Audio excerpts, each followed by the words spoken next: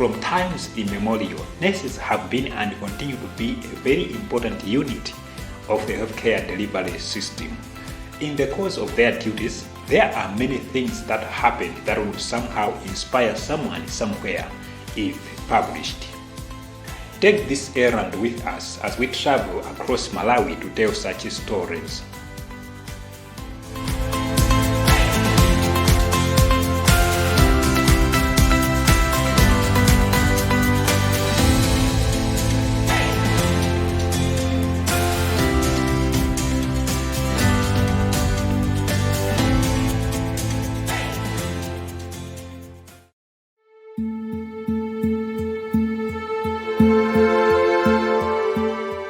Malawi is one of the countries with a high premature birth rate at 10.5%, according to a 2019 research. Many hospitals in this country handle many cases of premature births, as research indicates that at least 68,000 babies are born prematurely every year. However, most of these babies are born at not less than 28 weeks gestation age. It is very rare to have them born before 28 weeks and still survive. There was, however, this rare incident at Nkhoma Mission Hospital, so we head there to find out more.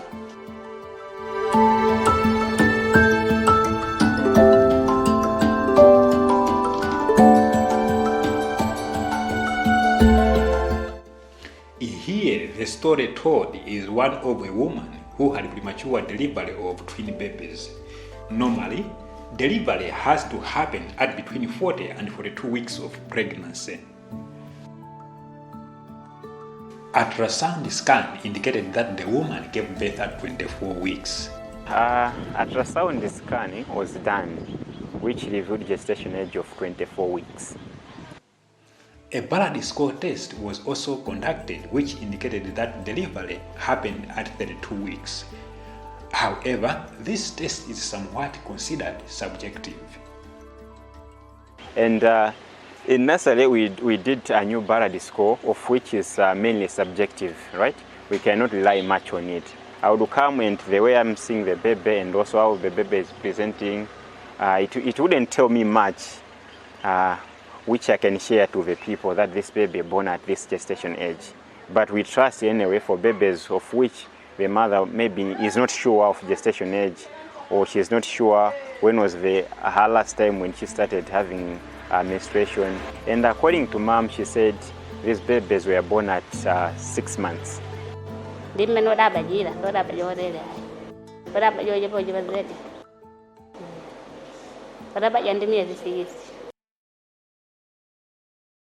According to research, the period considered manageable for premature birth in Malawi, also referred to as gestation age, is 28 weeks.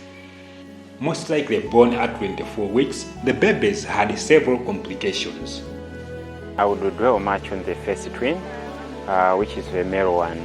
So this baby first twin stayed on SIPA for at least 2 weeks. Yeah, so in that course, we are managing, and also this baby lost weight for over 30%, of which we know normally when babies are born, we expect them to lose weight for 10%, which they regain in maybe 7 or 10 days later. So these babies lost that weight of, especially this first one, born with a weight of 1 kg and losing weight for about 30%, which was around 700 grams now. Active attention of those on duty was needful every day. Just but a little daydreaming and the babies would be lost. There are also several occasions on which we had to resuscitate this baby. This baby stopped breathing on several occasions, of which with timely observation and also active management, we managed to revive this baby doing bag and mask ventilation, of which I already explained about it, of which you try to push in air to help the baby start breathing again. So we used to do that now and again. If you would miss this, I'm telling you, with only 2 minutes, you can't have a live baby. So we had to keep our eyes open. We had to monitor this baby as closely as we could. To such a work, there is more than just regular employment, but calling and passion. You know, when you are helping an adult, if you've done something which is maybe you've heard that person would be able to voice out, right? In whatsoever way. They can put it in writing, they can even tell you. But those kids, you are alone in the room and there's nobody seeing you. What you just have to do is exercise your integrity. Do what you can do for them. So those babies are just helpless. They cannot tell you that you're not doing enough, no. But it's just a passion that is in you and with God, and you're just free of us and free of you in that room and helping the baby. According to research, the survival rate of children born between 1,000 and 1,099 grams is 4%, and delivery at 24 weeks is also considered as an abortion. Okay, we admit a lot of babies born maybe at 24 weeks, some are 23, and even some are maybe at 22 weeks, we've had them. But the rate of survival is very minimal. And it's not even maybe at 5%, not at all. So it's with the resources that we have and in our country and in our facility, it limits us. We cannot say we would be able to manage baby born at 24 weeks easily. That's not easy. And take it from our laws like that we follow. We say babies born below 28 weeks, they are considered to be an abortion, right? So we would say these babies were abortions. Anyway, but they are alive, they are people, they are human too, they're just like us. So we thought we did our best, like falling below 28 and still revived them up until they are alive today. And you saw them. So they're active, they are able to suckle. These nurses were able to go beyond the norms. They were able to go beyond their remits. It meant that they were constantly monitoring the babies, constantly checking on the babies. It meant that these nurses were indeed dedicated. These nurses were indeed providing the care without looking even at their needs as individuals. So we really need to recommend the people from Nkhoma for this work that they did to make sure that indeed these babies could survive regardless that they were born at a premature level.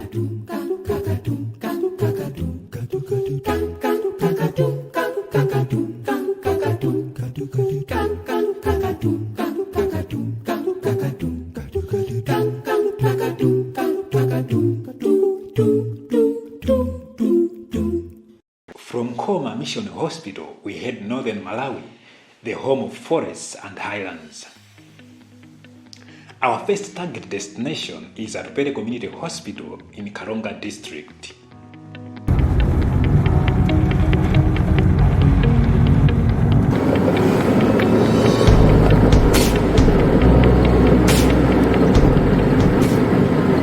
As we descend Cholera Highlands, it's beautiful watching the lake in the distance.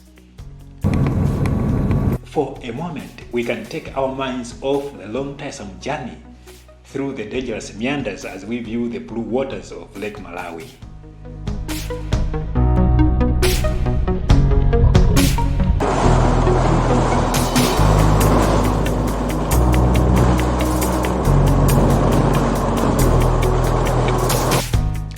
It is afternoon when we finally arrive at Karonga Boma.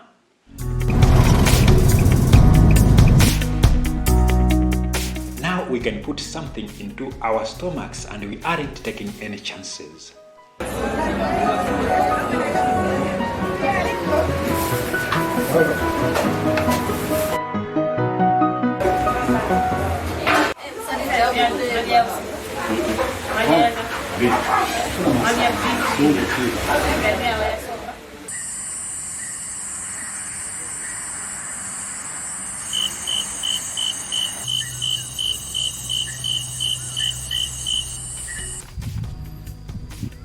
It is around 8:30 a.m. when we arrive at Pere Community Hospital.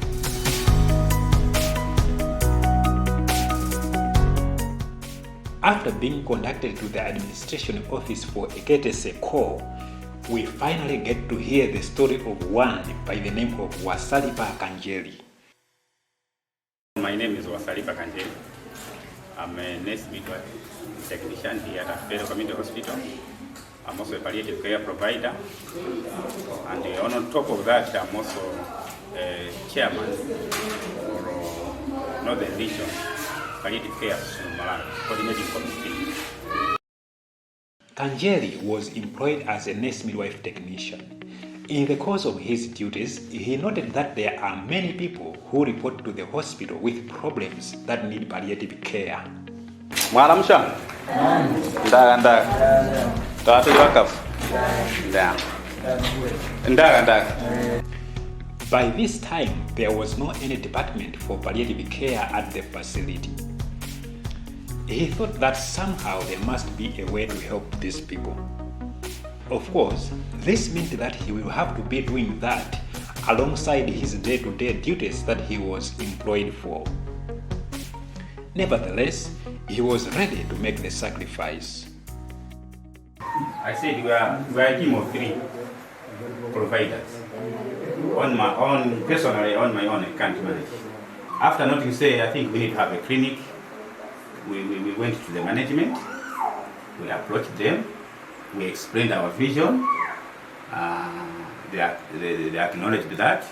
Then we started down and said, what do you want? We said, no, we need to have a special room for palliative care patients. Then they said, okay, where? We don't have rooms, where can we go?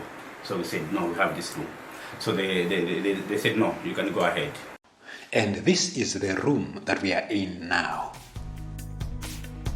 That was the genesis of Palliative Care Clinic, which presently offers palliative help to hundreds of people in the community. One major palliative problem here is sickle cell. Here in Karonga, we are having more cases of sickle cell. Okay. Oh yeah, all these kids you see, most of them, they are non-sickle cell. We are told that people having this condition are referred to as sickle cell warriors for one reason. In sickle cell, we don't say patients, right? We call them warriors. Why are they called warriors? Because they're fighting this disease. You know, there is that misconception to say at 17, somebody with sickle cell cannot reach that far. All right? So when they come here, they just register, I'm 10 years. Next year, I'm 10 years. The other year, I'm 10 years. Why? They're afraid of dying when they reach 17. So these people will say, no, I think you people, you guys, you are warriors. You are fighting this disease. That's why they're called warriors. But why is it that there are many cases of sickle cell? People in this area, being a village setting, usually marry next door. It is like that because of our culture. We just marry within. All right? In Karonga, we marry within. In that way, sickle cell genes are passed from one family to the next one in the neighborhood.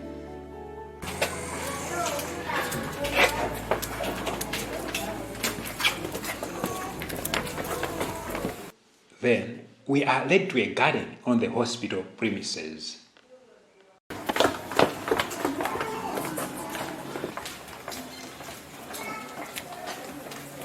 Hii ndi garden yetu hii.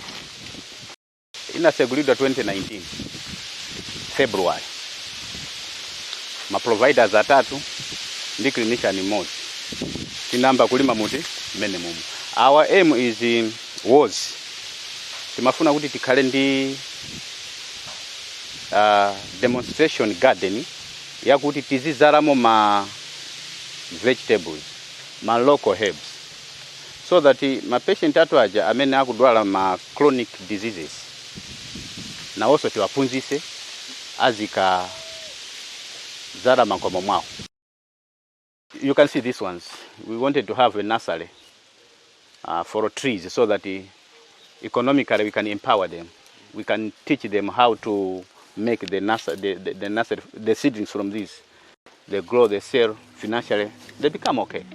Apart from economic empowerment, It was also thought that the initiative would help improve the nutrition status of the community. Like you can see, we have moringa here. Amene yoyo amatandiza kwambiri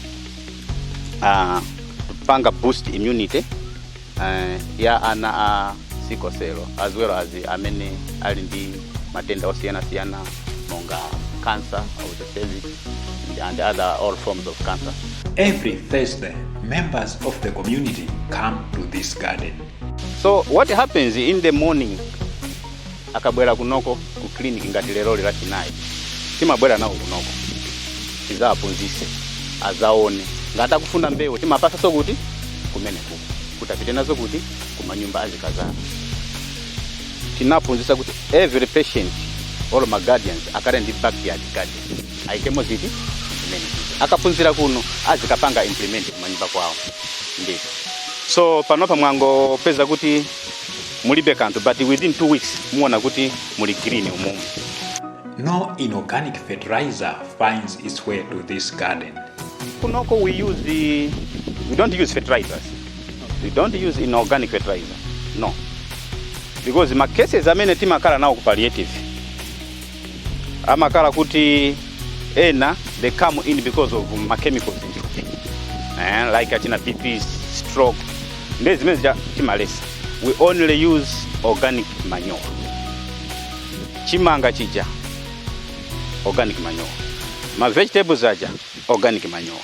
Even my gondros are organic manure. We don't recommend inorganic fertilizers here.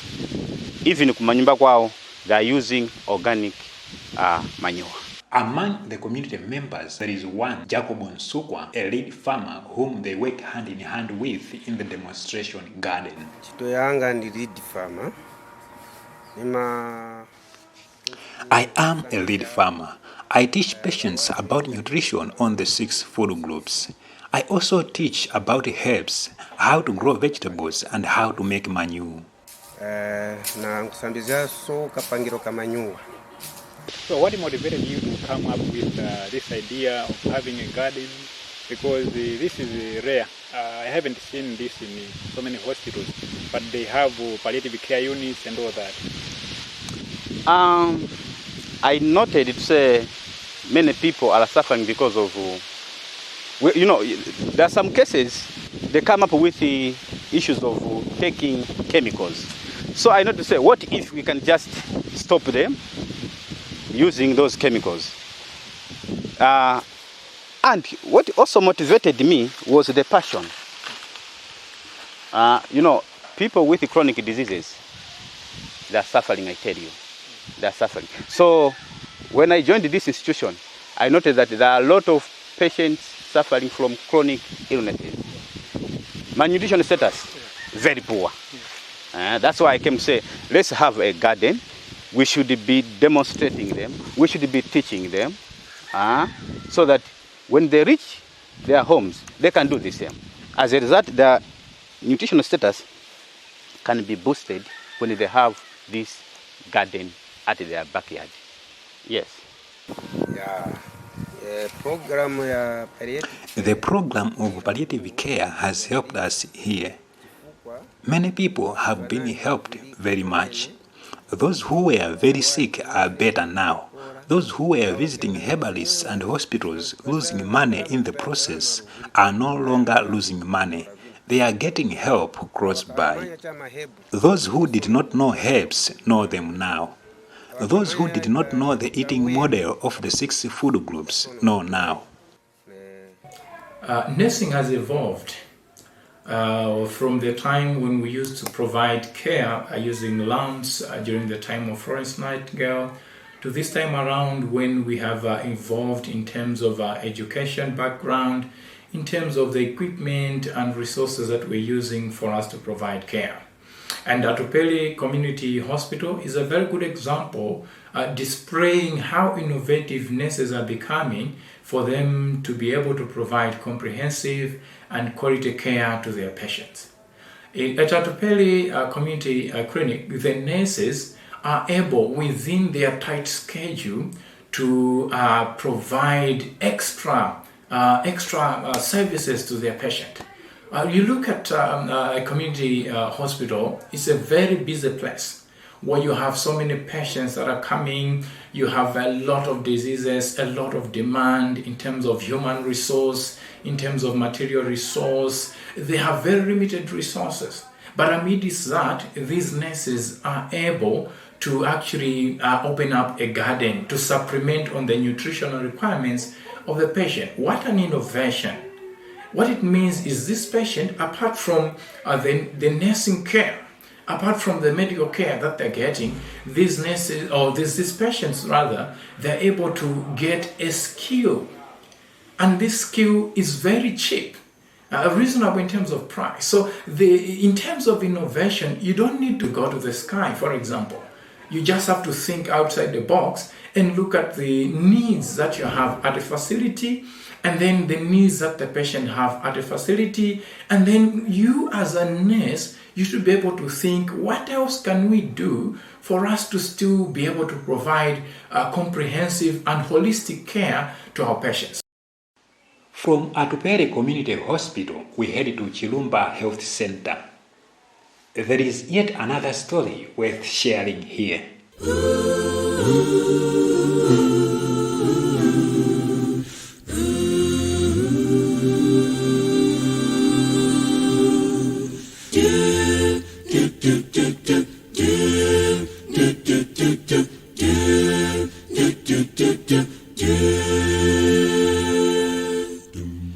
Areas around this facility are among those which have been hit hard by cholera this year.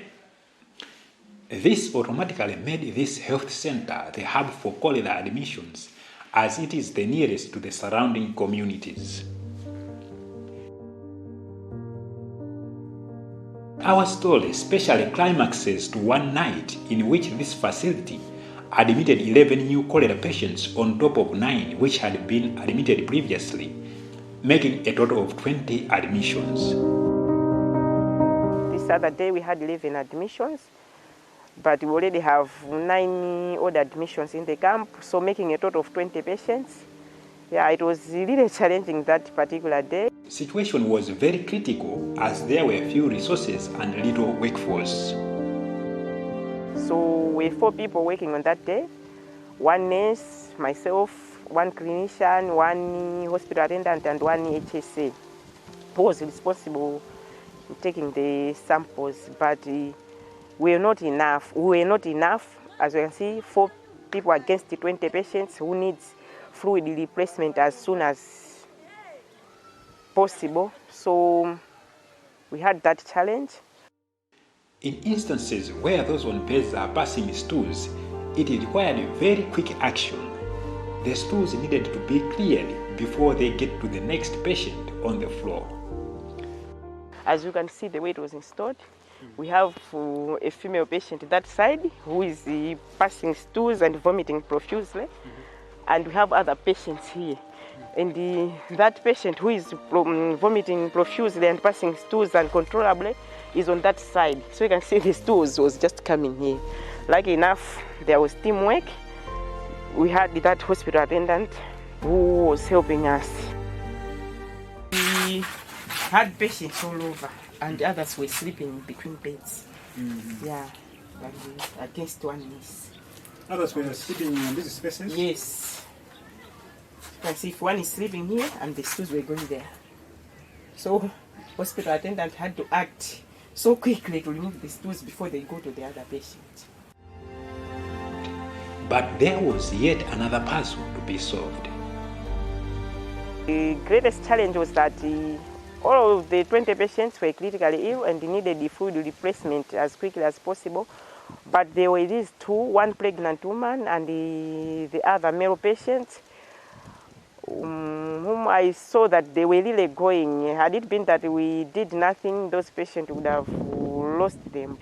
But as a nurse, I thought critically and I prioritized my patients, because all the patients were critically ill, but there were these 2, as I already said, that there was 1 pregnant woman who collapsed 3 times during that night, and there was this male patient whom I saw that this patient is really going, if I don't do anything, we will lose this patient. I kept the lingers lactate for these 2 that were critically ill on that particular day, and encouraged the other ones to be taking oral rehydration salt while on normal saline.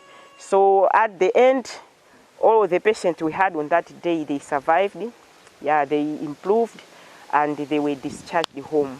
When you look at this, it literally shows that the nurses forgot themselves. They actually were able to replace the needed fluids on this particular patient, but also making sure that they indeed were able to look after all these other patients that were within the ward. So I believe that these nurses were able to indeed go beyond the norm. We're indeed applauding them for this care that they provided during that particular night. And I'm calling upon all the nurses, when we are faced with such kind of scenarios, it is time for us to go beyond the norms. It is time for us to be able to go beyond our abilities, organize ourselves as leaders, and be able to provide the care that is needed within that particular time in order for us to save the lives that have been entrusted within our care. We are lucky enough to get to talk to some of the people who were somehow affected by the disease. Ine niliumoza wa vantu hao waka admit pano pa chipatala. I am one of the people who were admitted here at this hospital. We were also the first ones that the hospital officials used to know that there is danger. The nurse helped our patient well. She was giving her oral rehydration solution frequently. She was giving her water frequently. She came very often to check on her, how she was doing.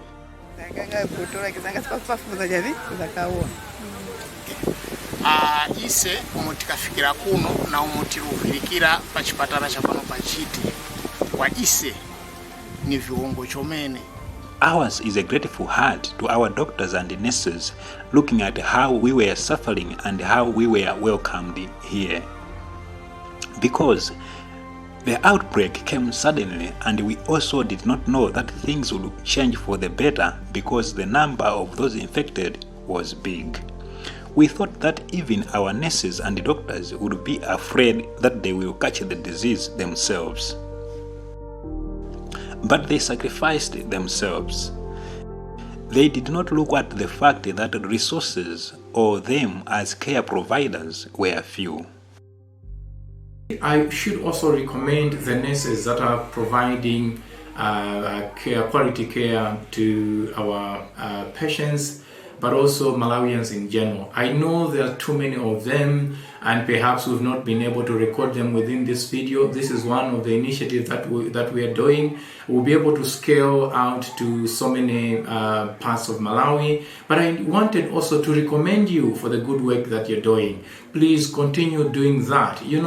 Our work is different from many other work. We are called essential healthcare providers or essential service providers. What it means is our services are very crucial. And now when we are faced with different challenges amidst limited resources, it calls for us to be able to provide care beyond our abilities, care beyond the environment. So I want to call upon you to indeed continue doing that for the benefit of Malawians, but also for the benefits of the patients that God has entrusted in our care. Lastly, let me also mention the fact that currently, with the current outbreak of cholera, you've seen the case, how it is in Karonga, where we went to interview the nurses. But this is across Malawi. The disease has brought a huge burden on our already overstretched healthcare delivery system. So my appeal to government, currently as we're talking about 13,000 people have been infected with this disease, and also about 480 have already died, succumbed to this particular disease. My appeal to government is to employ more nurses, because the already nurses that are in the system, which are very few, are the ones that are being sent to work in the cholera camp. So we already have a huge burden of the diseases, and then these diseases come through. So we want more nurses to be in the hospitals to make sure that indeed they're able to serve the Malawians better.